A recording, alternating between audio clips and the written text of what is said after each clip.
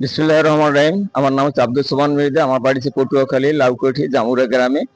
আমি 1978 থেকে এই জাতীয়তাবাদী যখন জাগদল সৃষ্টি হয় তখন থেকে আমি দলের সাথে সম্পৃক্ত এবং খালকাটা প্রকল্পের সাথে সংশ্লিষ্ট ছিলাম। আমাদের প্রেসিডেন্ট জিয়াউর রহমান স্বাধীনতার ঘোষক। উনি 1978 সনে, আমি জুবলি স্কুলের দশম শ্রেণীর ছাত্র। উনি গেছিলেন এবং ওনার সাথে একসাথে আমাদের চেয়ারম্যান ছিল মুক্তিযোদ্ধা কমান্ডার মতলব কাজী সাহেব। উনি প্রথম ওয়ার্ডটা নিয়েছে এবং দ্বিতীয় ওয়ার্ডটা আমি নিয়েছি। ওনার সাথে আমি সার্কিট হাউস পর্যন্ত গেছি। ওনার সাথে দুই একটা আমার সম্পর্ক হয়েছে, ওই থেকে আমি এই জিএ পরিবারের সাথে বিএনপি পরিবারের সাথে সংযুক্ত।